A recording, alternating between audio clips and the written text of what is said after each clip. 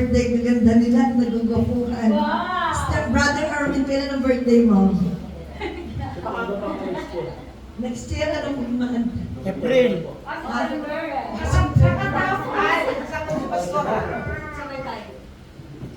Dahil pag may mga birthday dito, special. Pag may mga birthday, ginagawa ko talaga ng special na sermon para maunawaan nila kung ano yung kahalagahan nila sa mata ng Panginoon. Amen? Alam niyo ba kung anong pag-uusapan natin? O, walang magsasalita ako muna dahil yung boses ko nag-ubos na.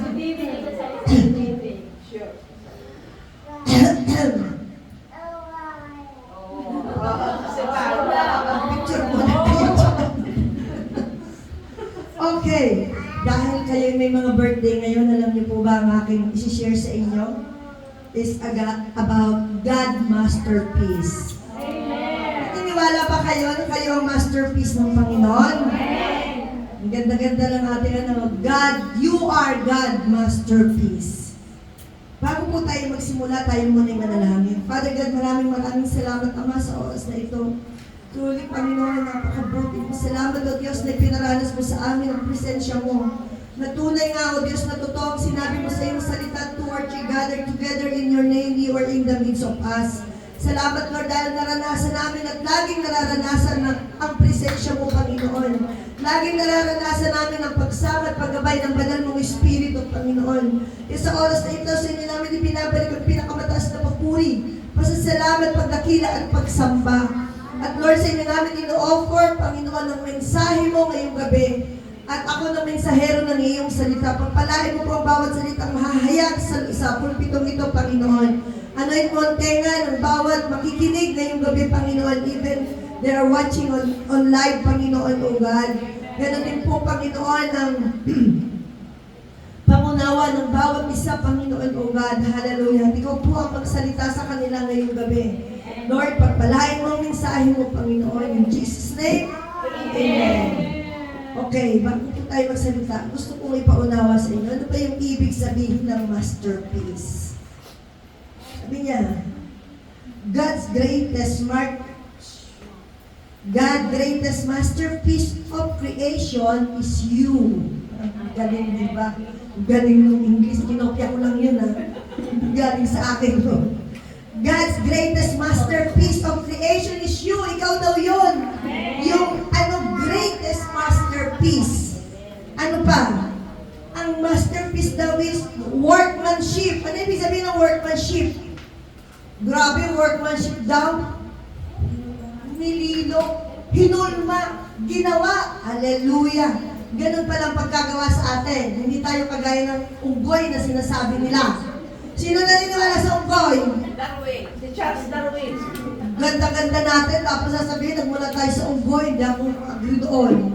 Jesus' name. Ano pa raw? We are His work of art. Hallelujah pa. Nakalimutan ko magdadala sana ako dito ng ng art, para may paliwanag ko sa inyo. We are His poem. Hallelujah, we are His poem. Tayo daw ay kanyang tula. Ano pa? Man is God's greatest creation. Greatest creation tayo ng Lord. Totoo, di ba? Sa lahat ng mga nilikha ng Panginoon, tayo lang ang binigyan ng karapatang magmahal. Yung mga di marunong magmahal yung mga yan, mga ibang creation ng Lord. Ang tao lang. Yung puso natin ay kakaiba.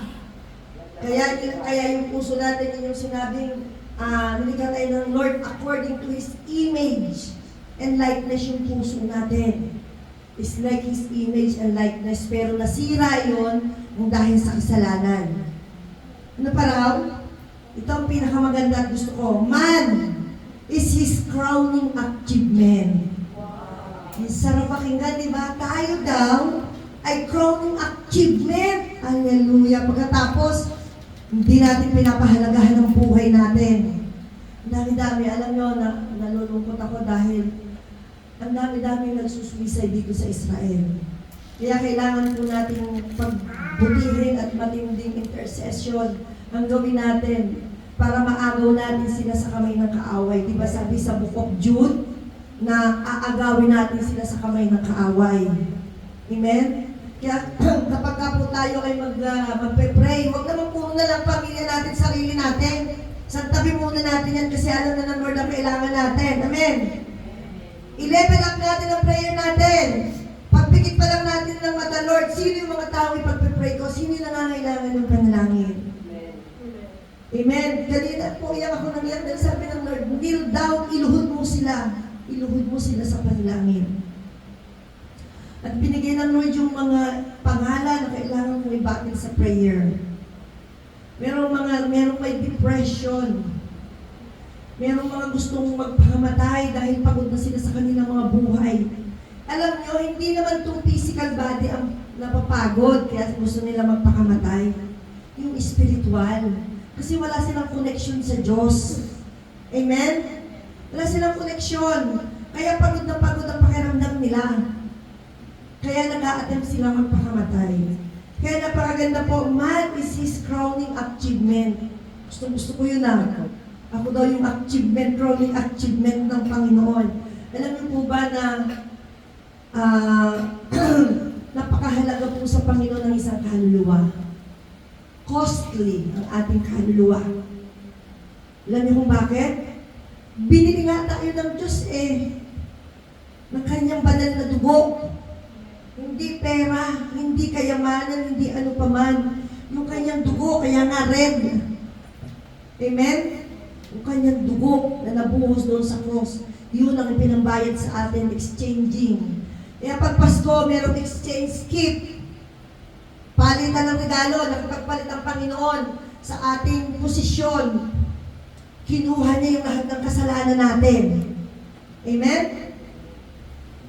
Kaya tayo ay malayang nakakalapit sa kanyang banal na trono kapag tayo ay humingi-tawad sa kanya.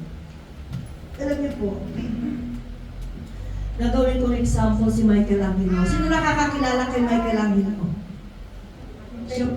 Yes! Akala ko saan.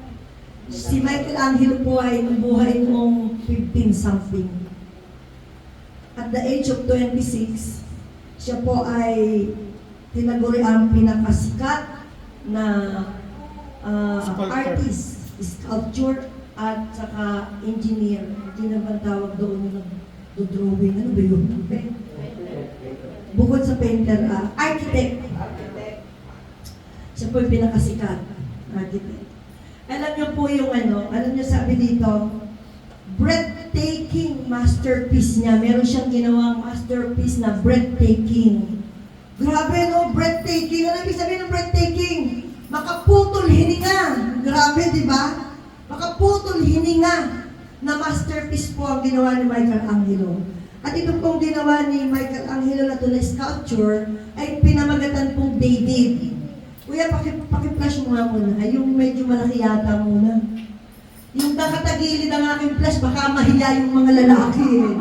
Kasi po, itong kanyang nilikha na ito, siya ay nude. Wala po siyang kasi gusto niyang maipakita doon yung kanyang masterpiece kung paano niya po ginawa to.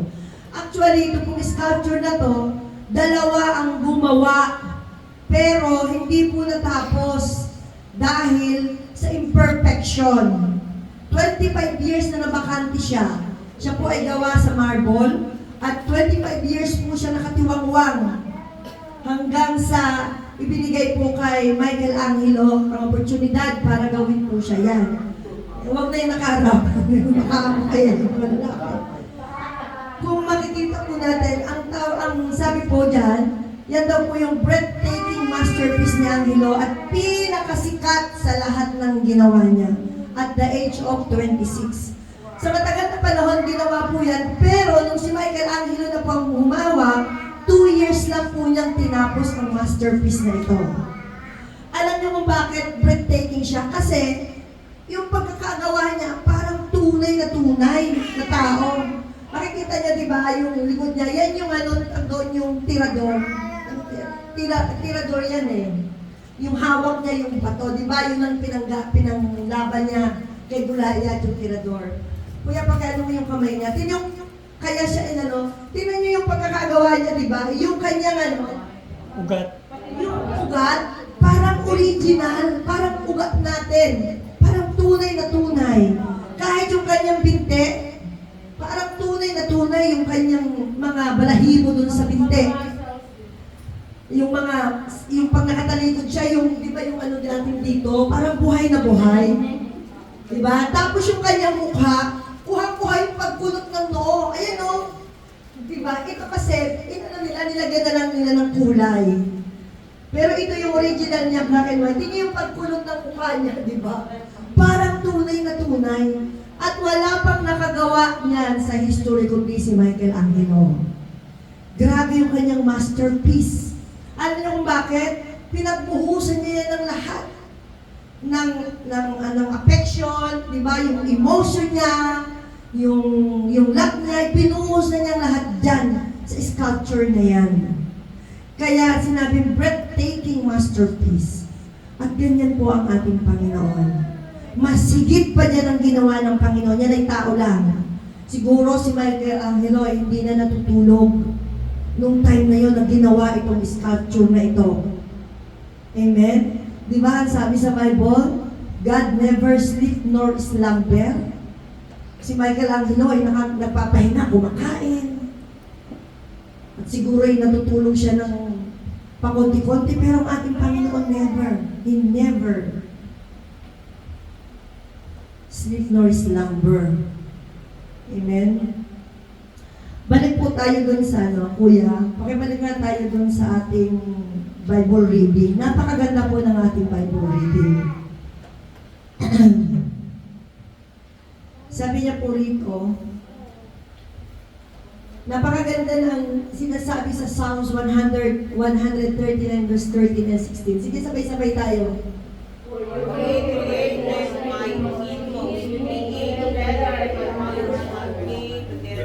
I praise you.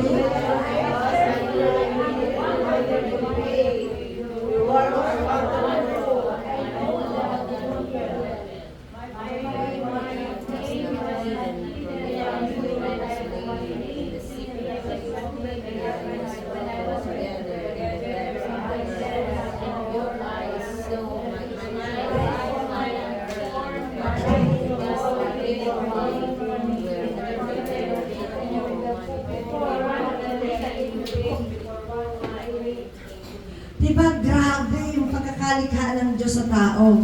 Pero hindi po niya nagsimula yan. Amen? For you created my inmost being. Ano ba yung sinasabi niya na inmost being? Inside, sa ating katawan. Grabe, for you created. Di ba yung parte ng katawan natin, yung internal natin, yung puso, nakaposisyon. Nasa tamang posisyon. Yung ating lungs, yung ating atay, yung ating balon-balon, may balon-balon na ba? Manok lang yun, pastora. Pastora, manok lang yun. Bato. Nakaposisyon. Di ba? Nakaposisyon sa tamang kalagyan. Kaya hindi sila nagkikis-kisan, hindi sila nagtatalo-talo, hindi sila naglalaban-laban. Grabe, ganun ka. Ganun makapangyarihan ng Panginoon yung created my inmost being. Hallelujah, di ba? May tanong dito. Why God called us masterpiece? Sa mga may birthday celebrant. Alam niyo ba nang tawag sa inyo ng Panginoon ay masterpiece? Pero bakit ba? Sabi niya, bakit daw ba tayo tinawag ng Panginoon na masterpiece? Tandaan niyo yan, ha? Masterpiece tayo ng Panginoon. Amen. Kaya yung mga lampa-lampa dyan, mga nagtutay pa lang, pagod ako. Lord, I am your masterpiece. Amen. I am strong. Amen. Diba? Pag may mga sakit ka, Lord, wala akong sakit. Hindi niya Amen. kilala yung sakit na yan. Hallelujah. Hindi niya tinatanggap sa aking buhay. Amen. Amen? Amen. Sabi niya, bakit daw ba tayo tinawag ng Panginoon na masterpiece? Sabi niya, because we are made by God. Ang Diyos daw ang gumawa sa atin. Amen. Grabe, no? Langan namang si Michelangelo. Si Michelangelo, sculpture, walang buhay yung ginawa niya. May mata, hindi nakakakita. May ilong, hindi nakakaamoy. May bibig, hindi nakakapagsalita. Pero yung nag-create sa atin, nakakapagsalita, nakakarinig, nakakakita. Amen? Amen. Makapangyarihan, kapag tayo humingi, binibigay ka agad niya. Amen. Ayon sa kanyang kalooban. Amen. Sabi niya dito, for you created my inmost being, you knit me together in my mother's womb. Hallelujah. Grabe ano, sabi niya, nilikha mo ko. My inmost being, you knit me together in my mother's womb. Grabe po yung pagkakalikha ng Panginoon sa atin. Kaya pakilagay mo nga po doon sa ating Bible reading sa Psalms 139 verse 1, yung pababa. Tingnan nyo ha, sabi niya, Anong number po? yung ating binasang verse, 139 verse 1. Sabi niya dito, tayo daw ay nilikha ng Diyos.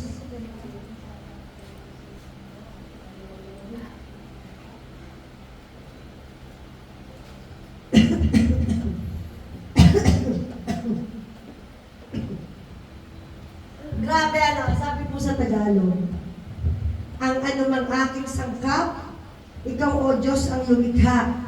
Sa tiyan ng aking inay, hinugis mo kong bata. Grabe no, yung pagkakagawa ng Lord sa atin, sabi niya, Hoy Lenny! Sabi niya, hinugis kita! Sabi niya, hinugis kita! Sa bahay bata ng iyong ina. Pagkatapos reklamo ka ng reklamo. Tingnan, napakaganda po. Kuya, sa verse 1, please. Napakaganda po, sabi niya rito. Ako yung Di ba napakaganda? Ako iyong sinisiyasat. Sinisiyasat daw tayo ng Lord. Sabi niya, batid mo ang aking buhay. Ang lahat kong lihim. Ang lahat ng lihim natin, alam ni Yahweh.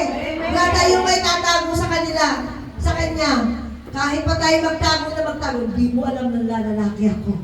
Pero kay Yahweh ay lantad. Di ba? Kahit anong nakabupa ang gawin mo, hindi naman malalaman ng asawa ko nanonood siya sa Pilipinas. O sabi niya, ang buhay, ang lahat ng lihim Yahweh, tiyak mong nalalaman. Kuya, verse 2 please. Ang lahat ng gawain ko sa iyo ay hindi lingid. Kahit ikaw ay malayo, batid mo ang aking isip. Yan ang gusto niya dito Rega.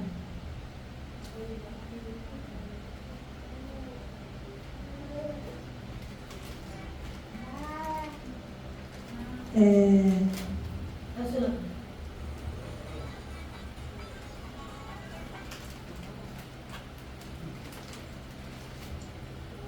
Nasa niya. Eto. Number 3 kuya. Ako yung nakikita. Di ba sabi niya doon, nakikita daw tayo, binabantayan tayo ng Panginoon. Kasi why? Nilikha niya tayo. Ako iyong nakikita, gumawa o hindi man, ang lahat ng gawain ko ipawang iyong nalalaman. Iniisip pa lang natin. Why? Because He is our Creator. Siya ang lumikha sa atin. Wala tayong may tatago sa Kanya. Sabi niya, lahat ng gawain ko ipawang iyong nalalaman. Diba? God is really good. Binigyan niya tayo ng pribilehiyo na mabuhay. Pagkatapos konting problema lang, sasabihin natin, ano ba naman kasing buhay ito? Pagod na ako. Diba ang ganda ng pinag-aralan natin kagabi? Sa Book of James, sa pamamagitan ng mga pagsubok sa atin ay nababanat ang ating pananampalataya. At huwag tayong matakot na magkasakit. Sino takot magkasakit? Takot kayong lahat, no? Tandaan natin mga kapatid, hindi natin makikilala na siya ay Jehovah Rapha kung hindi tayo magkakasakit. Alam ka naman pagalingin ka, wala ka naman sakit. Amen? Kaya huwag tayo matatakot kung tayo magkasakit. Lord, salamat po dahil mapapatunayan ko talaga na ikaw ang Diyos na manggagamot.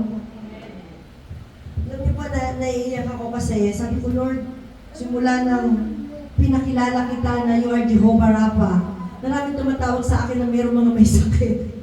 Dati naman wala tumatawag sa akin. Hindi ako naaalala. Ngayon, marami nakakaalala sa akin. At nangungumusta. Diba? Gusto pa magkasakit para lang maalala ang pastora. Hallelujah. At alam ko may gagawin ng Panginoon. Amen? Doon sa mga may sakit at karamdaman, alam ko magpapakilala ang Panginoon sa kanila. Imposibleng hindi. Kasi pinakilala natin siya na siya ay Jehovah Rapha. Amen?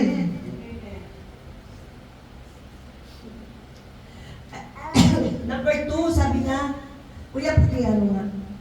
Bakit daw tayo tinawag na masterpiece ng Panginoon?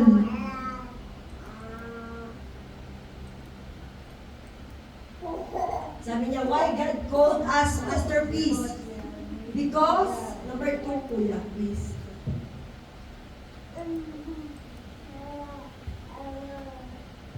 Because we are wonderfully, walang yun we are wonderfully and fearfully made. Amen? Hallelujah. Ibig sabihin, grabe yung wonderfully and fearfully. May takot tayo, pero bakit wala na tayong takot sa Panginoon na yon? Meron naman. Amen? Nawawala na ang takot ng mga tao sa Panginoon. Mas gusto pa nila yung mga gumagawa ng kasalanan na nakakasakit sa kalooban ng Panginoon. Alam niyo po ba na sa bawat kasalanan na ginagawa natin, nasasaktan ng Diyos? Why? Kasi hindi niya tayo makakasama eternally. Kaya ba rin nasasaktan? Kaya sabi niya rito, because we are wonderfully made. Sabi po doon sa Psalms 139 verse 14, I will praise you, for I am fearfully and wonderfully made. Marvelous are thy work, and that my soul knoweth. Right? King James nilagay ko. Hirap basahin. Tagalogin na nga lang natin. Sabi niya doon, pinupuro kita, O Diyos, marapat kang katakutan. Ang lahat ng gawain mo'y kahangahangang tunay. Sa loob ng aking puso, lahat ito'y nakakintal. Imagine mo si David, di ba? Nagawa niya ito. Talagang grabe yung pagmamahal niya. Grabe yung pagkakilala niya kay Yahweh. Kasi na-explain niya yung ginawa sa kanya ng Panginoon. Amen? Tayo kaya pagka tayo pinagawa, kilala mo ba ang Diyos mo? Opo, ano lang? Anong pagkakilala mo sa kanya? Jehovah Rapha. Isa lang ang alam, Jehovah Rapha lang. Si David, grabe ang pagkaka-explain niya, anong tawag doon? Yung pagpapakilala niya para sa Panginoon. Amen? Grabe po. Sabi niya, wonderfully made. Wonderfully made na nga tayo. Pero marami mga kababaihan, umuubos ng milyon-milyon para lang sa wonderfully na ito na mukha. Para lang pagandahin itong mukhang ito. Hallelujah. Hindi niya alam na perfect na ito sa paningin ng Panginoon. Amen. Maganda. Yung kulay natin, merong mga Pilipina. Alam niyo may mga namatay dito ng Pilipina dahil papaturok na ano ang tawag doon? Luta. Para pumuti. Nilikha ka nga ng Lord, ikaw ay tan. Mga Israeli, gumagastos ka para maging Sabi ng mga anak ko, Mami, thank you very much sa dugo ni Aba. Yung asawa ko po ay Ilocano. Nagpapasalamat dahil sila'y tan. Gusto kasi ng mga Israeli tan. Hindi na kailangan ipasa ilalim doon sa may machine.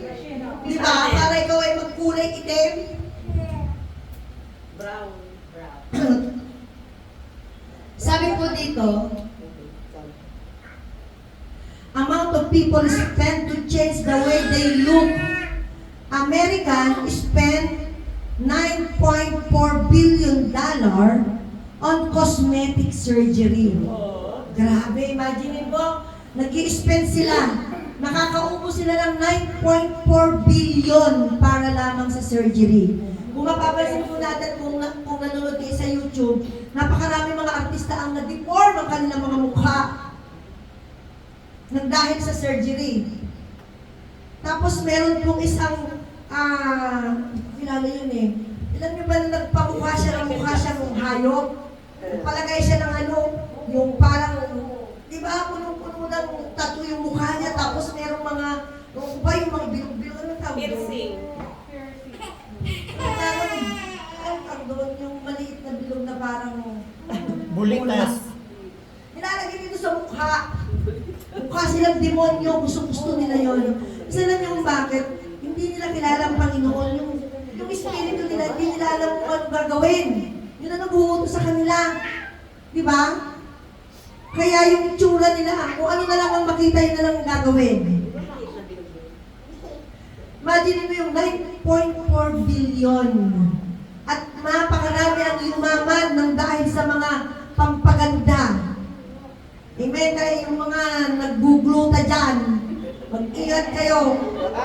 Ngayon lang yan, na medyo bata kayo, pagka tumagal na kayo, yung mga mukha nyo na yun, magiging itim na.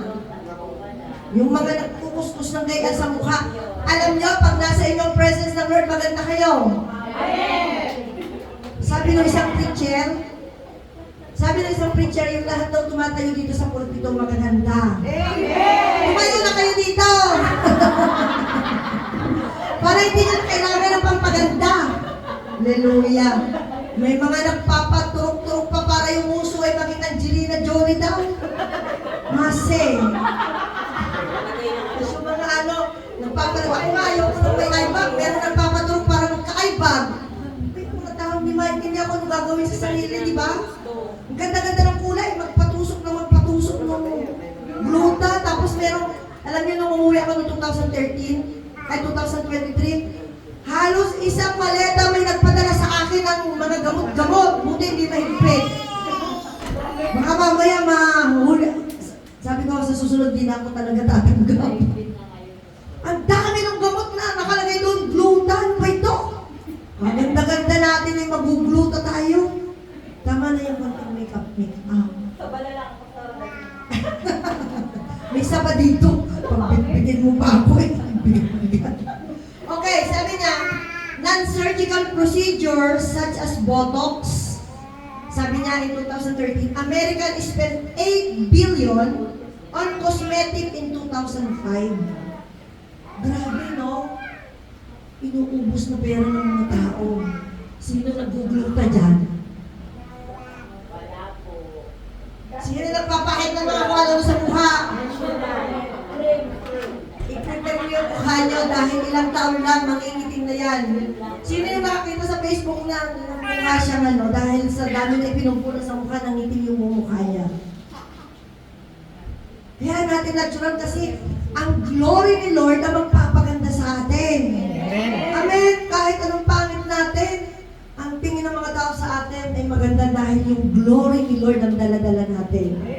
Ba, hindi ka naman gumanda ay lagi mong daladala ang pangalan ng Panginoon ang aking itinataas. Pag kami nagsabing pangit ako, ay wag ko na lang. Sa pahit ko, hindi ka tagawin. Dahil walang pangit na anak ang Diyos. Amen? Tandaan po natin, kapag tayo nakakaramdam ng, yung minsan kasi parang nararamdaman natin na parang ang pangit ko. Tandaan lagi natin, God create us in His own image and likeness. Kaya kung ano yung itsura mo ngayon, isipin mo, maganda-ganda ko kasi kamukha ko ang Diyos. Amen. Na lumikha sa akin. Amen? Amen. Pag sinabi niyong pangit kayo, ay inyong pinupulaan ang lumikha sa inyo. Alam niyo mga anak ko, lagi ko silang pinagsasabihan. Kahit nung sila yung mga maliliit pa, sinasabi ko sa kanila, huwag kayong mambubuli kung anong itsura ng tao. Kung halimbawa may nakita kayong mataba, huwag mo sasabihin taba mo. O kaya pangit ang pangit mo kasi binubuli mo ang Diyos. Sabi nila, why mommy? Because it's written in the Bible, God create us according to His image and likeness. Kaya nga lang, napahira ng kasalanan dahil sa ginawa ni Adan at ni Eva. Kamukha-kamukha tayo dati ng Lord, mapagmahal. Ngayon, hindi na tayo mapagmahal. Ang mga puso natin, meron ng mga kalyo. Pag sinabi, hoy, sorry ka. Mag-sorry ka doon sa ano. Abay, siya naman ang nauna. Hindi na pinag-uusapan kung sino yung may kasalanan. Pag ikaw ay kinumbig ng Lord, tayo ka kaagad. Go! Para gumanda ka. Yun ang sikreto. Obedience is better than sacrifice. Hallelujah, amen? So bakit ka lang nilikha ng Diyos, Sister Lenny? Huwag na ka.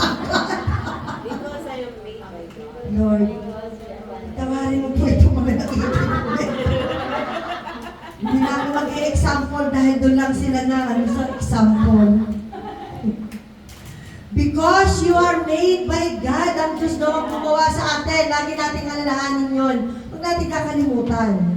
Ang Diyos ang gumawa sa atin. In any circumstances, ano man ang pagdaanan natin, ang Diyos ang gumawa sa atin.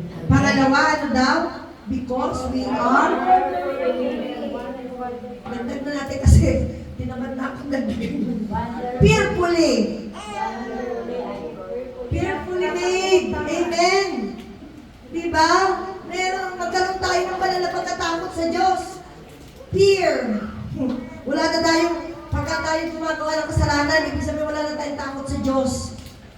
Hindi natin iniisip na tayo mapupunta sa impyerno. Amen? Mga kapatid, tandaan po natin at palagi natin tatandaan, huwag natin tatanggalin sa ating isipan. Pansamantala lang tayo dito sa lupa. Time will come, magsusurrender tayo sa Panginoon. Alam niyo ba, paghanap natin sa Panginoon, tatanungin tayo, Oy, Maylin, anong ginawa mo dun sa lupa? Ikaw ay tinawag ko? Ginawa kita. Ayaw sa aking wangis at imahe. Anong imahe ko? Anong imahe ng Panginoon? Ang gusto ng Panginoon, ang lahat ng tao ay maligtas. Okay, kung ang gusto ng Panginoon, lahat ng tao ay maligtas, anong dapat natin gawin? Humayo! Kung tayo ay iniligtas ng Panginoon, i-share natin ito sa mga kapwa natin. Amen? Sabi niya, kung Maribel, nilikha kita. Anong ginawa mo sa lupa? Aba, ako'y nag-worship. Hindi yun ang sinabi ko sa iyo. Ang sabi ko sa iyo, go and make disciples in all nations.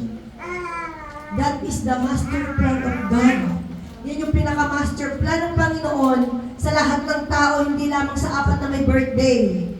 Kundi sa lahat ng tao, ang master plan ng Panginoon, go and make disciples. Yung mga tamad-tamad magsimba dyan, baka tanungin ka niya San Pedro. May San Pedro pa. Wala yun, hindi totoo yun ha. Pagdating natin sa langit. Anong ginawa mo sa lupa? Aba, ako'y nasimba. Ipakita sa inyo ng Lord, habang kinandusulog na simbahan, look at you. Lagi ka nakatingin sa cellphone, sino ba nag-message sa akin? Minsan may mga nahuhuli ako ha. Tinitingnan ko anong oras kayo nag-live doon sa Facebook. Aha! Ganitong oras kwentahin ko, oras ng preaching yun ah. Ibig sabihin, di nakikinig na nagla-live doon sa Facebook. Sino yun? Sino yun nagla-live sa Facebook na nandun sa loob ng church? Kakahiya kay Lord? Alam niyo mga kapatid, ang lahat ay lantad. Gaya ng minasa natin kanina. Lantad sa Panginoon. Makakaharap ba tayo sa Panginoon? Kung halimbawa ngayon yung oras, tanong ko kayo, makakaharap ba tayo sa Panginoon nang hindi tayo nahihiya? Of course, nahihiya tayo. Ako, every night, tuwing magpe-pray, umiyak ako dahil alam ko napakalaki ng pagkukulang ko sa Panginoon. Amen? Napakalaki ng pagkukulang ko sa Panginoon. It's not enough ang oras na binibigay ko sa Kanya. Pero ang Lord ay full of grace. Pero huwag naman natin gasgasin yung grace. Amen? Gawin natin ang ipinapagawa sa atin ng Panginoon. Hallelujah! Kasi tayo ay masterpiece niya.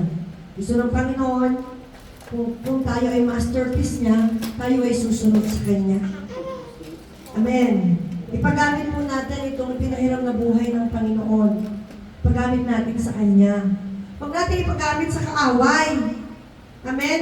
Alam niyo, pag nagagalit tayo, di ba nagagalit tayo? Of course, normal lang naman yun. Pero sabi sa Bible, magalit ka nang hindi ka nagkakasala.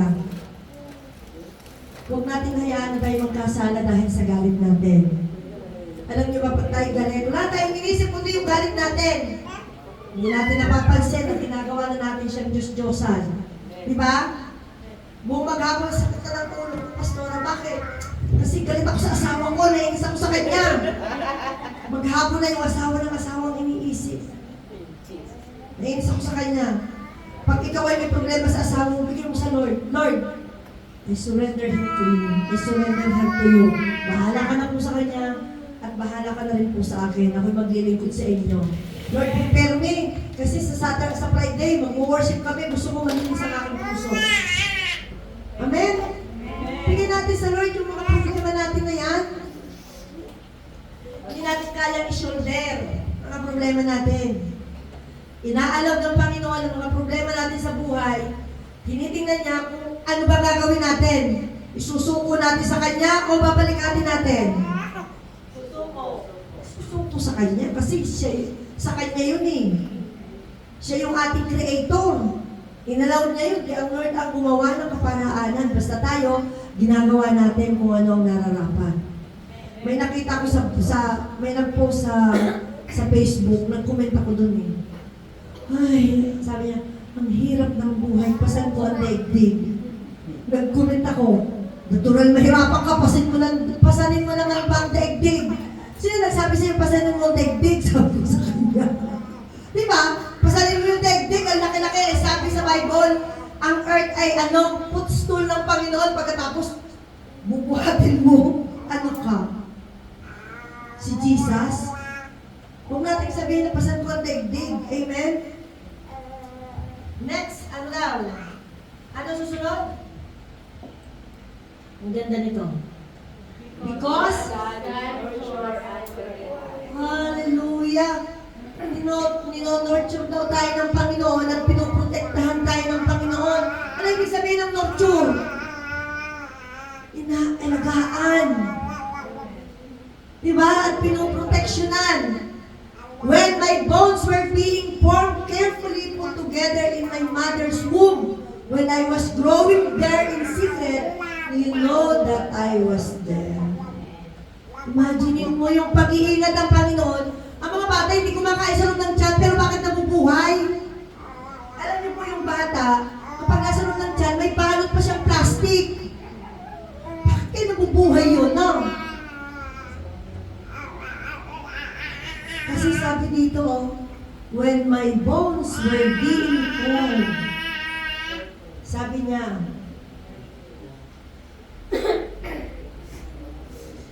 ang buto ko sa katawan ng iyon ay hugisin, sa loob ng bahay bata, do'y iyong napapansin.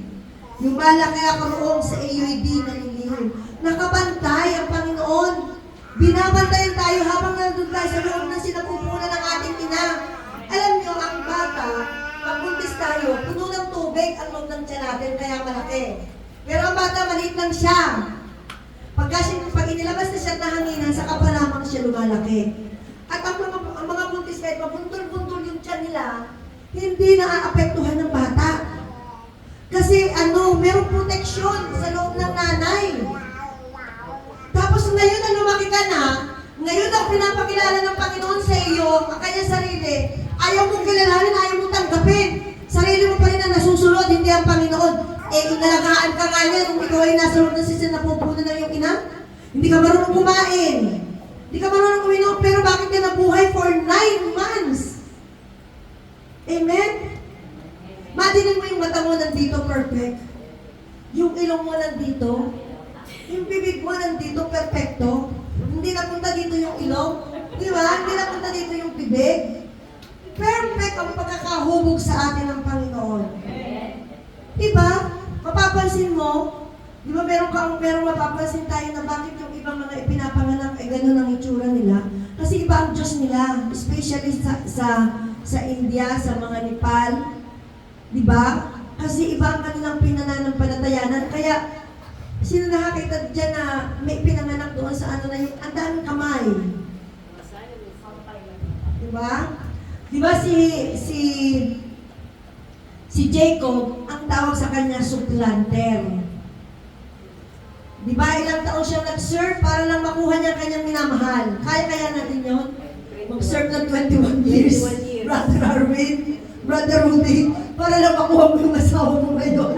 Siguro, pagka sinabi sa'yo, Brother Rudy, magiging ka ng tubig. Ay, naku, magiging ka pa yung asawa. Di ba? Tapos, ang layo-layo lang iikipan mo. 21 years na lang. Grabe. 21 years na nagtiis siya.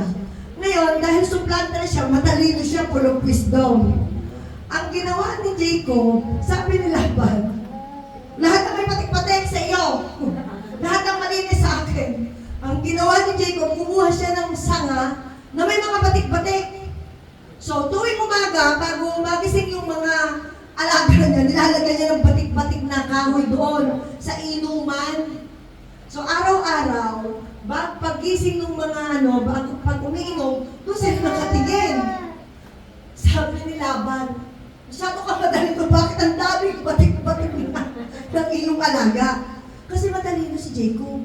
Kaya ganun tayo kung ano yung lagi nating nakikita. Yun ang nagiging pananampalataya natin.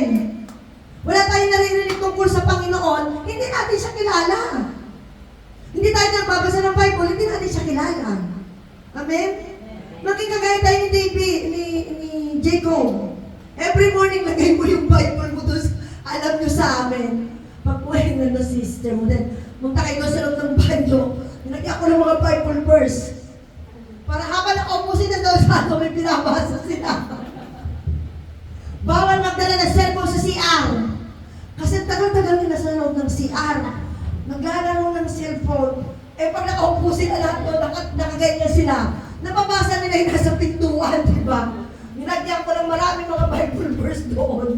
Ewan ko na lang kung hindi pa tumimo sa kanila mga puso at isipan. Ginawa ko, inayos ko yung mga Bible verse. Ginawa ko siyang prayer na nilagay doon. Yung mga Bible verse na nilagay ko doon. Instead na parang deklarasyon, ginawa ko siyang prayer. Pinalitan ko yung iba ng word. Hindi habang ikay nakaupo at binabasa mo, hindi mo alam, nakakapanalangin ka na. At isang araw, yung dami na inilagay ko doon, matatanda na yung mga anak ko. Di ba? Ang tagal-tagal nila doon sa CR kasi nagsi-cellphone. Sabi ko, Lord, ano kayo gagawin ko dito sa mga anak ko? Susunod naman doon sa pintuan namin. Bago lumabas, lalagyan ko rin yung you will bless me when I'm going out and going in. Di ba? Sabi sa lalagyan ko pa yun. Doon sa harap namin, lalagyan ko pa rin yun. Doon sa harap na naming table na meron din. Nakalagay doon. Huwag ko na lang tayo. Alam niyo yung mga anak ko, pagka let's pray! Daka mami, ay ako laging pagod. Kada daka nila, tulog na ako. Magigising ako lumaga. Nautaka na naman ako ng mga anak ko Kaya ang ginagawa ko, may mga nakalagay na mga Bible verse, ewan ko na lang kung ayaw nyo mag-pray. Di ba, pag nakita natin, papasahin natin, naku-curious tayo, kaya ito nakasulat dito. Sabi ni Kere, Mami, anong ginawa mo dito? Basahin nyo na lang, huwag ka na magtanong. Diba? Susunod na lalagyan ko yung pintuan. Tapos yung rep, tapos yung kanilang mga kwarto. Di ba meron mga Bible verse? Gagawin ko yun. Hindi ko palang naanoon. Ipapaprint ko na kasi yung aking sulat kami, baka hindi ko na maintindihan. Ipapaprint ko na lang, ilagay ko doon sa before we sleep. Hallelujah. Amen. So sabi niya rito, because God is nurture and protect us. Tayo ay inaalagaan ng Panginoon. Inaalagaan tayo ng Panginoon at pinoproteksyonan. Nung nasunod tayo ng tiyan, protektado na tayo ng Panginoon. Imagine mo, 9 years na nandun, 9 months na nandun ka sa loob ng tiyan ng ina mo. Hindi ka nga nagkasakit, di ba? Sinong buntis na nagkasakit yung bata sa loob ng tiyan? Alam niyo yung kapatid ko, sumunod sa akin. Hindi naman siya maganda, sorry to say. Sabi niya, nung nagbubuntis siya, Lord, ang pangit-pangit ko, pero yung anak ko pag lumabas, maganda ito, sabi niya. Araw-araw niya dinideklaraan ng anak niya. Nung lumabas, ang ganda-ganda ng anak niya. Sabi nung mga nakakakilala, anak mo ba yan? Sabi niya, wapun mo lang. Sabi niya, ate, answer prayer ako, bakit? Ang pangit ko yung anak ko, ganda-ganda, sabi niya. Diba, merong yung deklarasyon natin yung ginagawa namin. Kasi natin Actually, hindi naman siya pangit, maganda naman siya. Tingin niya lang yun dahil hindi siya maka-Diyos. Amen. Tayo maka-Diyos tayo. Kaya yung mga mag-aasawa pa lang dyan, deklarahan niyo yung mga anak niyo. O yung mga may asawa na may mga anak, yung mga picture ng mga anak niyo, deklarahan niyo palagi. Amen. Pag ipag-pray ninyo yung mga picture, protection. Nung nag-pray kami ni Sister Jenna sa Jen, hawakan mo yung paa mo na kung saan na-aksidente ang tatay mo. Sabi ko sa kanya, yun yung prophetic gesture natin na hinahawakan mo yung paa ng tatay mo. Diba? Pagka tayo magpe-pray, may pagpe-pray tayo wala dito, hawakan natin yung parte ng katawan natin na kung saan mayroong sakit yung tao na yun. Yun yung contact point na pinagpe-pray natin. Amen. So, nagawaan natin, bakit tayo ay tinawag na masterpiece ng Panginoon? Napakabuti niya. Inaalagaan niya tayo, pinoproteksyonan.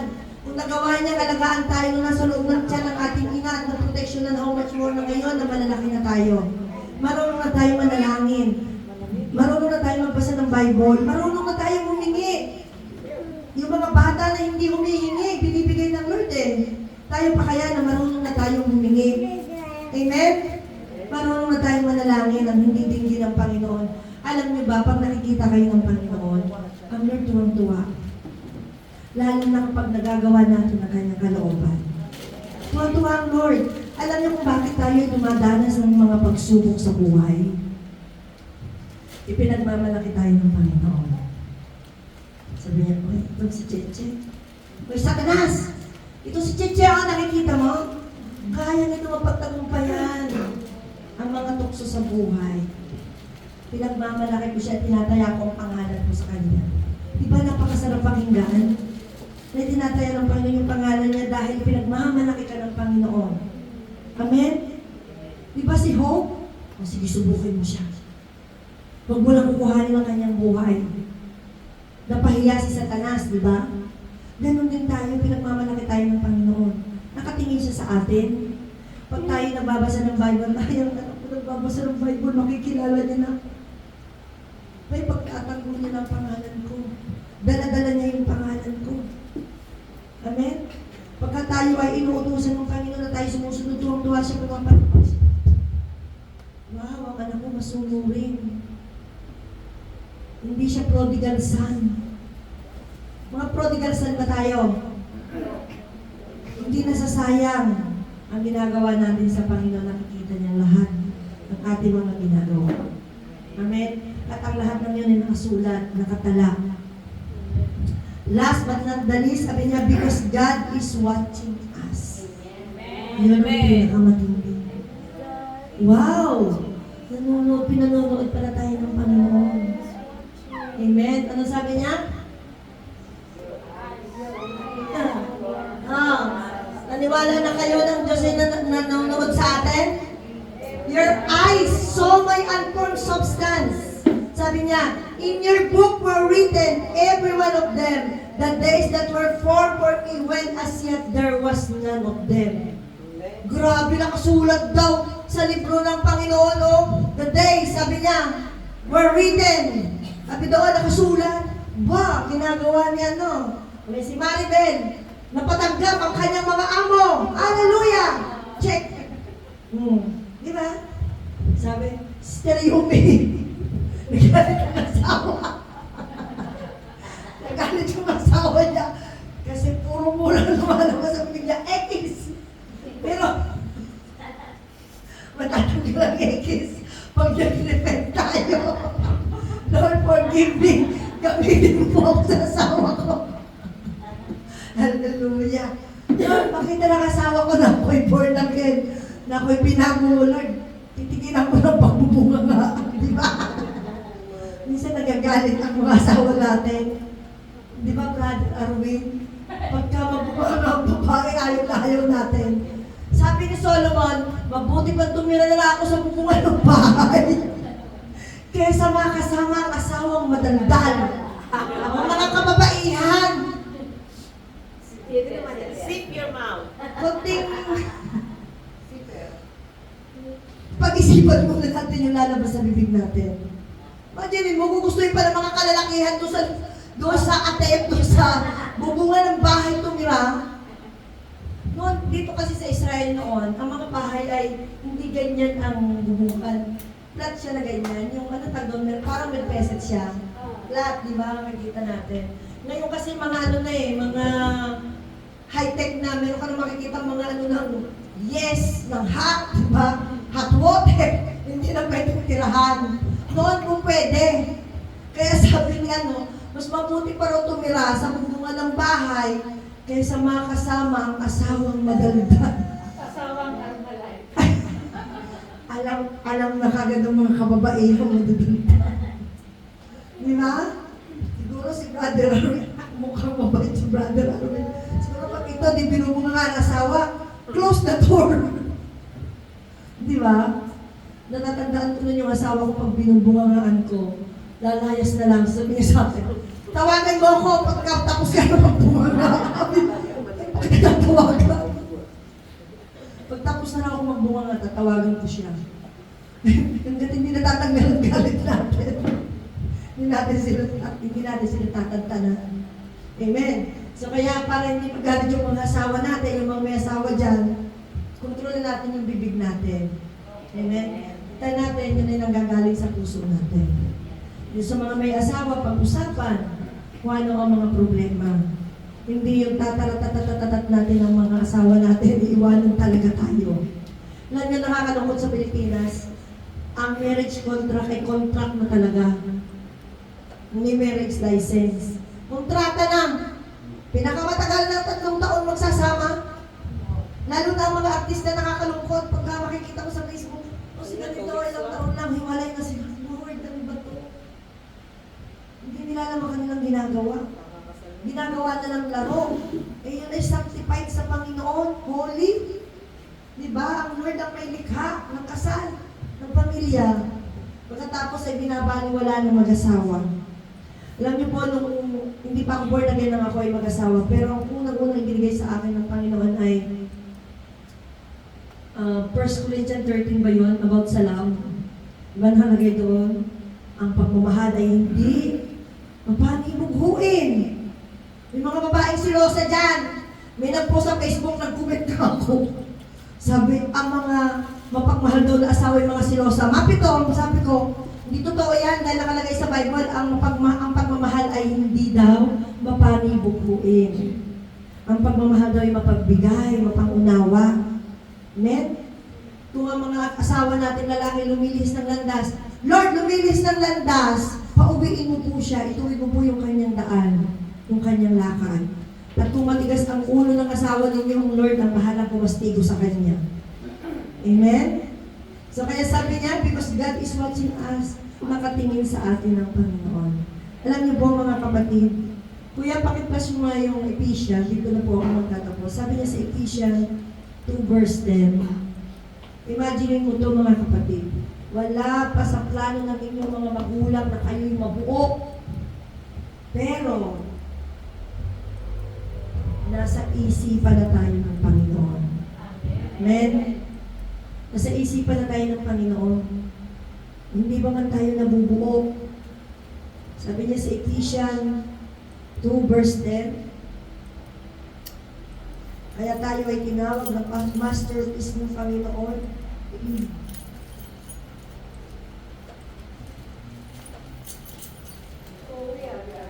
Diba sabi niya dito?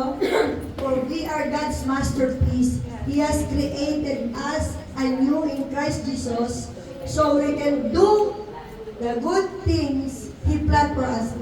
Hindi yan yung magandang translation. Sabi niya, bago palikhain ang sanlibutan, ay pinili na niya tayo upang maging kanya sa pamamagitan ng ating pakikipag-isa kay Kristo at upang tayo maging banal at walang kapintasan. Bago palikhain ang sanlibutan, pinili na tayo. Grabe, no? Wala pang sanlibutan. Nasa puso't isipan ka na ng Panginoon. Pagkatapos sasayangin lang natin ang buhay natin kung saan-saan. Oras na pagcha-charge mo, ano mga iniintindi. Lord, maunawaan mo ako, may part-time ako. 2 hours lang hinihingi ng Lord, di pa natin maibigay. Kung anong ginagawa natin sa lupa, yun din ang gagawin sa langit dahil sabi doon sa Bible, mangyari ang kalooban mo dito sa lupa, ganoon din sa langit. Dito nga lang, hindi ka masanay mag-worship, ano ka doon sa langit. Alangan nandun ka, nakatingin ka lang sa kanila, ano yung ginagawa nila. Di ba? Dito pa lang masanay na tayo. Kailangan give up natin ng isang Friday. Kasi si Sinabi ng Panginoon sa Hebrews 10:25, huwag ninyong kalilimutan ang ganitong mga pagtitipon. Amen? Alam nyo, bago pa tayo naghahanap na ng Panginoon na mangyayari sa atin, sinabi pa doon na okay lang na kayo ay mag-online o mag-Zoom. Alam ng Lord na darating ang time na magkakaroon ng internet. Amen? Pero hindi sinabi ng Lord na okay lang kahit doon sa Zoom, kahit doon sa online. Hindi sinabi ng Lord. Ang sabi ng Lord, huwag ninyong kalilimutan ang mga ganitong klaseng pagtitipon. Doon natin kalilimutan, pero tayo nakakalimutan natin. Mas inuuna natin yung ibang bagay. Alam nyo, ang nakakalungkot doon, yung 200 na kikitain mo ng Friday night, hindi ba kayang ibigay ng Lord John? Di ba kayang i-provide ng Lord John? Alam nyo, kanina iyak ako ng iyak, sabi ko, Lord, salamat. Hindi mo kami pinabayaang mag-iina.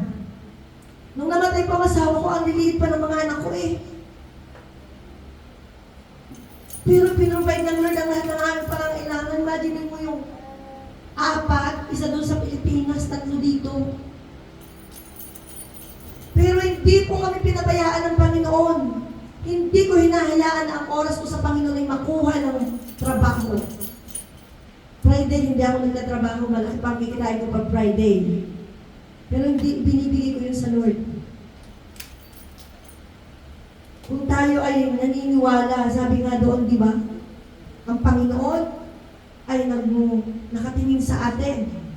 Di ba? Ginawa tayo ng Panginoon na hindi niya i-provide yung pangangailangan natin. Ang nangyayari kasi, hindi natin kilala ang Diyos. Amen? Hindi natin kilala. Kung kilala natin ang Diyos, hindi natin i-give up ang isang araw ng pagsamba para lang tayo mag-part-time.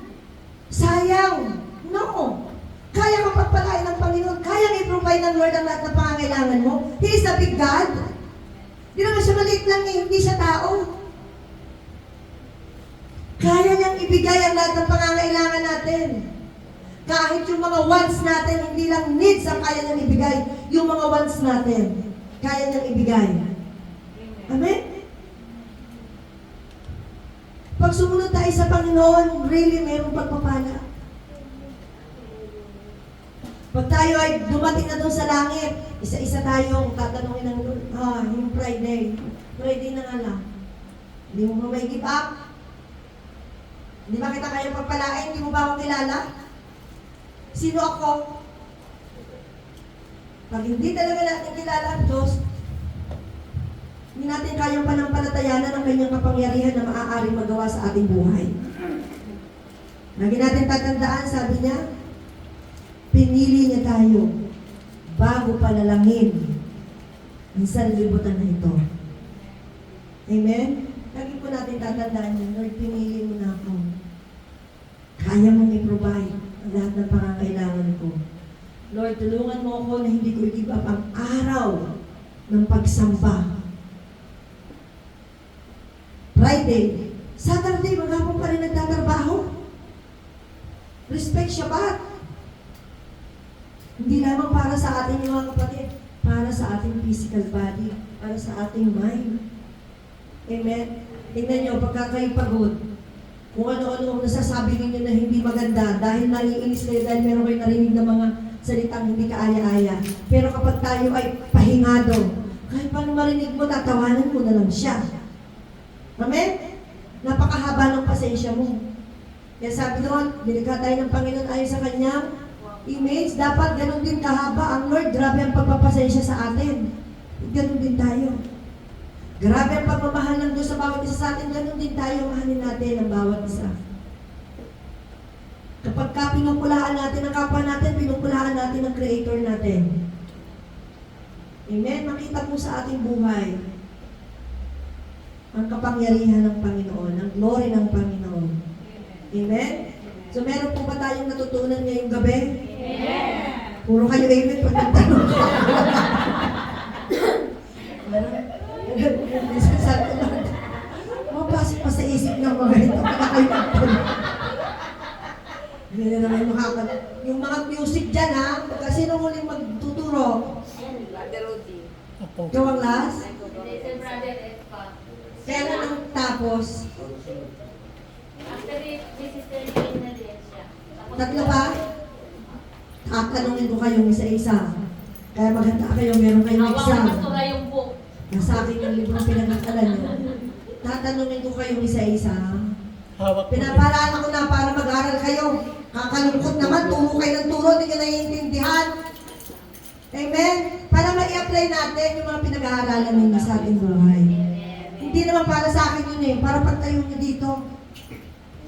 Oh, tagawid, grabe ang kanilang music ministry. Amen?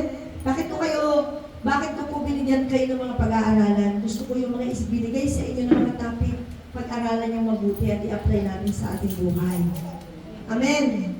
Hindi lang binasa, hindi lamang narinig. Sabihin mo, pag kami matuturo, Lord, takpan mo yung ako, hindi lalabas dito. Papasok dito pero hindi lalabas, Lord, takpan mo po para manatili dito. Maalala ko palagi, ay yung tinuro ni Brother Rudy, ay ganito, itry ko nga. Itinuro ni Ate Janet, eto. Alam niyo, nag-aaral kami sa WISL. Lagi ko binabasa ulit yung mga namin. Kasi hindi naman ako matalino eh. Hindi ko matatandaan lahat. Kaya lagi kong dinadaanan na binabasa ulit para hindi mawala sa aking isipan. Amen. May mga kopya kayo, hindi wala yun yung sa music ministry ninyo. Amen. At susunod, ang isusunod ko, na ipapaturo sa inyo is about sa devotion. Importante rin yun. Sa devotion. Para matuto tayong mag-devotion. Amen? Sige, tayo po yung magpatuloy sa communion.